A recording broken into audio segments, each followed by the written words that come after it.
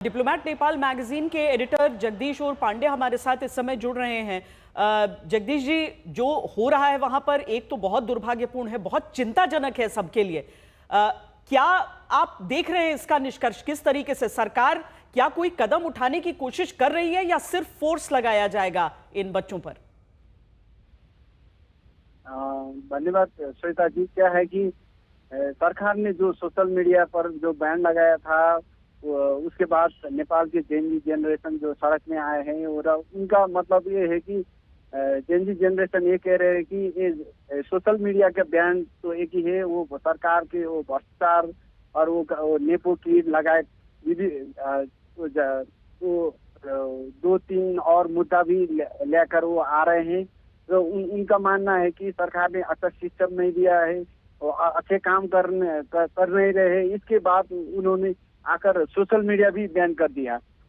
तो इसीलिए जेन जी पुस्ता सरकार के विरुद्ध में आए, शांतिपूर्ण आंदोलन कर रहे थे, पर करके जो लोगों का जो 8 लोगों का जो वो मर गए कि 8 लोग जिनका जान गया है, वो आ रहे हैं कि वो इसको कॉलेज उसका स्टूडेंट है। तो ऐसा लगता है कि सरकार जो है, जो शांतिपूर्ण विद्यार्थी आंदोलन में से बल प्रयोग कर उनका दमन कर रहे हैं। जगदीश जी, क्या इस पूरे मूवमेंट का ये जो युवाओं का मूवमेंट है, इसका कोई एक लीडर है? नहीं श्वेता जी, इसका कोई लीडर भी नहीं है। ये तो क्या है कि सोशल मीडिया बंद करने के बाद वो और सोशल मीडिया में वो स्वतः स्फूर्ति रूप में वो जो युवा जेन जी जनरेशन है, वो स्वतः स्फूर्ति रूप में वो सड़क में आए और वो उन्होंने शांतिपूर्ण आंदोलन किया, सरकार के खिलाफ, भ्रष्टाचार के खिलाफ, सोशल मीडिया बंद करने के खिलाफ किया है। इसका कोई लीडर नहीं है। स्वतः वो वो बाहर आए हैं। इसमें कोई लीडर वो नहीं है। ये सिर्फ स्टूडेंट है, नेपाल के जो कॉलेज जाते हैं, जो पढ़ने जाते हैं, वो वर्ग है। मतलब ये और ज्यादा मुश्किल है सरकार के लिए, क्योंकि अगर कोई ऑर्गेनाइजेशन होता है तो आप उससे बात कर सकते हैं। युवाओं को तो आपको बहुत संवेदनशीलता से, बहुत संभल कर उनको हैंडल करना पड़ेगा। हाँ, ये सही है। पर आप देखिए, अब अभी तो 8 लोगों के जान गए हैं, सरकार बोल रहे हैं, तो सरकार की मंत्रिपरिषद को बैठक बस रहे हैं, सिक्योरिटी काउंसिल के मीटिंग अभी आकस्मिक बैठ रहे हैं। तो उसमें अब क्या होगा कि वो मुझे लगता है कि नेपाल के प्राइम मिनिस्टर और मिनिस्टर वो लोग क्या कहते हैं कि वो कैसे कहेंगे कि इसमें आंदोलन में घुसपैठ हुआ है, ऐसा हुआ है, वैसा, वो बोलेंगे। वो आपको 1 घंटे 2 घंटे के बाद वो आपको सूचना वो आएगा। पर लेकिन जो हमने जो देखा है, सड़क में देखा है, जो हमने मिले हैं, वो सब स्टूडेंट थे। वो सब स्टूडेंट है। इसमें घुसपैठ कुछ भी नहीं हुआ है। वो सिर्फ वो सरकार के खिलाफ, वो सोशल मीडिया बंद करने के खिलाफ और सरकार के जो गवर्नेंस के खिलाफ में वो स्टूडेंट स्वतः रूप में वो बाहर आए। शुक्रिया जगदीश जी हमसे बातचीत करने के लिए। जगदीश और पांडे, जो कि एडिटर हैं डिप्लोमेट नेपाल मैगजीन के, अपनी तरफ से और अपनी आंखों देखी बता रहे हैं कि आंखों के सामने जो दिख रहा है वो कोई ऐसा नहीं है कि कोई एक ऐसा आंदोलन खड़ा किया गया हो, कुछ लीडर्स हों उसके। ये छात्र हैं, आम छात्र हैं। इनसे डील करने के लिए सरकार को वाकई वहां पर बहुत ही सेंसिटिव तरीके से इस पूरे मामले में आगे बढ़ना पड़ेगा। ये बिल्कुल, अगर कोई पार्टी रहता, कोई लीडर रहता, तो सरकार उसको बुला के बात करती या उसके साथ संवाद करती। लेकिन यहाँ पर कोई नहीं है। ये जो जितने सोशल मीडिया सरकार ने बैन किए, तो लोगों ने इसका एक उपाय खोजा। जो जेन जी यहाँ पर हैं, उन लोगों ने एक उपाय खोजा, और जो दूसरे सोशल मीडिया प्लेटफॉर्म है, उसके जरिए आज ये पूरे देश भर में सूचना पहुंचाया गया कि 8 सितंबर को हम लोग सुबह 9 बजे यहाँ पे इकट्ठा होंगे और पार्लियामेंट की तरफ हम लोग कुछ करेंगे अपने अधिकारों के लिए, और करप्शन के खिलाफ में, सोशल मीडिया पर बैन के खिलाफ में हम लोग आगे बढ़ेंगे। और एक दूसरे किसी तरह से ये फैलता चला गया, क्योंकि सरकार को ये लग रहा था कि हमने सारे बड़े प्लेटफॉर्म को बंद कर दिए हैं, तो इसलिए सरकार बहुत ही हल्के में इसको ले रही थी। या जो सिक्योरिटी एजेंसी है उनको भी नहीं लग रहा था कि इतनी बड़ी संख्या में यह युवा पीढ़ी सड़कों पर उतर आएगी, लेकिन जिस तरह का आक्रोश उनके मन में लग रहा कि कई दिनों से था, कई विषयों पर था, वो सब आज सड़कों पर दिख गया और सरकार के खिलाफ ये दिखा है। तो निश्चित रूप से सरकार क्या कदम उठाती है, या इन युवाओं पर देश थोपती है, या अपने कदम वापस लेते हुए, ये तो शाम को जब कैबिनेट की बैठक के बाद जो निर्णय सुनाया जाएगा उसके बाद पता लगेगा।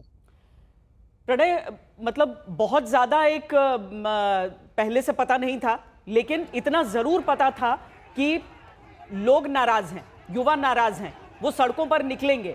एक ऑर्गेनाइजेशन ऐसा रहा भी जो कि इसके कम से कम ये तय करने में कि वॉलंटियर्स निकलें। हालांकि इतनी बड़ी संख्या में निकल गए, मुझे नहीं लगता है किसी नए ऑर्गेनाइजेशन के पास उतने सदस्य हो सकते हैं। अभी जिस तरह की विकट स्थिति है उसमें वहां की, ठीक है, उसका रेगुलेशन अपनी जगह है, भारत में भी इसकी दिक्कतें आती हैं कि सोशल मीडिया को आप कैसे रेगुलेट करें, लेकिन उन सोशल मीडिया कंपनियों से टकराव रहता है। ये तो सीधे सीधे उन युवाओं से, उन युवकों से, उन युवतियों से टकराव हो गया है। इनकार नहीं किया जा सकता कि सिचुएशन को यहां तक बढ़ने दिया गया। अब से कुछ देर पहले मैं नेपाल के पूर्व विदेश मंत्री उपेंद्र यादव से बात कर रहा था, तो उनका ये कहना था कि इसको लेकर सरकार की पूर्व चेतावनी थी। ये जो फैसला है ये पिछले हफ्ते आया था, उसके बाद से लोग लगातार नाराज थे, लोगों की तरफ से शिकायतें की जा रही थी, इस तरीके के प्रदर्शन का कॉल दिया जा रहा था। आखिर ऐसे में सरकार की तरफ से संभाला क्यों नहीं गया, पहला सवाल इस चीज को लेकर खड़ा होता है। साथ ही दूसरा इस चीज को लेकर सवाल खड़ा होता है कि इतने घंटे हो गए हैं, अभी तक सरकार की तरफ से बयान नहीं आया है। जिस तरीके से पंकज भी कह रहे हैं, शाम को 5 बजे सुरक्षा परिषद की बैठक बुलाई गई है, केंद्रीय मंत्रिपरिषद की बैठक बुलाई गई है, ये तमाम बातें ठीक हैं, लेकिन सरकार की तरफ से अभी भी जनता को आश्वासन देने वाला या स्थिति को संभालने वाला कोई बयान किसी भी महत्वपूर्ण पदाधिकारी या सरकार के मंत्री की तरफ से नहीं आया है। ये चीजें बताती हैं कि कहीं ना कहीं ये सिचुएशन इस तरीके से हो जाने दी जा रही है। ये क्यों हो रहा है ऐसा, ये तो नेपाल सरकार ही ज्यादा बेहतर बता पाएगी। जवाबदेही आप सरकारी इन टेक कंपनियों की तय करें या किसी की जो नाकामी है उसको तय करें, लेकिन फिलहाल जो नेपाल की सड़कों पर हो रहा है ये सिचुएशन वोलेटाइल हो सकती है, ये सिचुएशन खतरनाक हो सकती है, क्योंकि अभी तक 8 लोगों की जान जा चुकी है, टकराव अभी भी जारी है, गोली लगातार चल रही है कई इलाकों के अंदर, जनता को तितर, जो प्रदर्शनकारी हैं उनको तितर बितर करने के लिए चल रही है, लेकिन ऐसे में लोगों की जान जा रही है। बड़ा सवाल ये खड़ा होता है कि ओली सरकार इस चीज को नियंत्रित क्यों नहीं कर रही है। और दूसरी बड़ी चीज ये है कि ये जो सोशल मीडिया प्लेटफॉर्म्स हैं इसके अंदर भी क्या कोई विभेद किया जा रहा है कि जो चीनी प्लेटफॉर्म्स हैं वो तो ऑपरेशनल हैं, वो चल रहे हैं, दूसरे प्लेटफॉर्म्स जो हैं वो बंद किए जा रहे हैं, ब्लैकआउट किए जा रहे हैं। तो ये तमाम चीजें हैं जिनका जवाब सरकार को देना है और वो जवाब नेपाल की जनता मांग रही है। पंकज, फिलहाल कर्फ्यू है पूरे शहर में, और साथ में ये जो प्रोटेस्टर्स हैं वो किन किन रिस्ट्रिक्टेड एरियाज में, क्योंकि हम बहुत सारी तस्वीरें देख रहे हैं, ये किन किन रेस्ट्रिक्टेड एरियाज तक पहुंचने की इन सब ने कोशिश की है, और सरकार कर्फ्यू के बावजूद कब तक नियंत्रण करने का दावा कर रही है, या कोई दावा ही नहीं आ रहा है अभी? देखिए, ये जो कर्फ्यू है ये सबसे पहले तो पार्लियामेंट का एरिया है, नया बानेश्वर एरिया, वहाँ पे लगाया गया था, जहाँ से ये प्रदर्शन शुरू हुआ, वहाँ से लेकर पार्लियामेंट बिल्डिंग तक पूरे जो मेन रोड है, जो मेन सड़कें है, वहाँ पे कर्फ्यू लगा दिया गया है। इसके थोड़ी देर के बाद जैसे सरकार को ये आशंका हुई कि ये प्रदर्शनकारी दूसरी तरफ मुड़ सकते हैं, तो उन्होंने तत्काल जो प्रधानमंत्री का सरकारी आवास है, जो राष्ट्रपति भवन है और जो मंत्रालय यहाँ पे है, उन मंत्रालय सिंह दरबार जिसको कहा जाता है, उसके आसपास कर्फ्यू लगा दिया गया। फिलहाल इतने इलाकों में ही कर्फ्यू है, बाकी जगहों पर स्थिति सामान्य है, लेकिन सबसे ज्यादा परेशान कर्फ्यू के बावजूद भी जो है वो वही संसद भवन के आसपास अभी भी चल रहा है। तो ये सरकार के नियंत्रण से बिल्कुल बाहर हो गया। सेना को बुलाने के बाद भी वहाँ की अवस्था जो है वो नियंत्रण में नहीं आ पा रही है, और छिटपुट घटना अभी भी वहाँ पर चल रही है, प्रदर्शनकारियों के साथ झड़प वहाँ पर अभी भी चल रहा है। जहाँ तक सरकार की तरफ से किसी बात है कि बयान की बात है, तो ये बहुत ही गंभीर बात है कि अब तक इतने घंटे के बाद भी और इतने बड़े तादाद में प्रदर्शनकारियों युवाओं की मौत होने के बाद भी अब तक सरकार की तरफ से कोई भी बयान किसी भी मंत्री की तरफ से नहीं आया है, न शांतिपूर्ण तरीके से इनको रहने की अपील तक सरकार की तरफ से नहीं की गई है। ये जाहिर सी बात है कि सरकार ने सुरक्षा परिषद की बैठक बुलाई है, कैबिनेट की बैठक बुलाई है, लेकिन कहीं ये दिख नहीं रहा है कि सरकार इसको किस तरह से हैंडल करेगी। सेना को सड़कों पे उतार के युवाओं को डराने का प्रयास जरूर किया गया है, लेकिन वो सफल होता नहीं दिख रहा है, क्योंकि सेना के आने के बाद भी लगातार सेना को सड़क पर उतरे हुए करीब 3 घंटे हो गए हैं, लेकिन उसके बाद भी अब तक जो है वहां पे सरकार के खिलाफ में प्रदर्शन का दौर जो संसद भवन में है वो जारी है।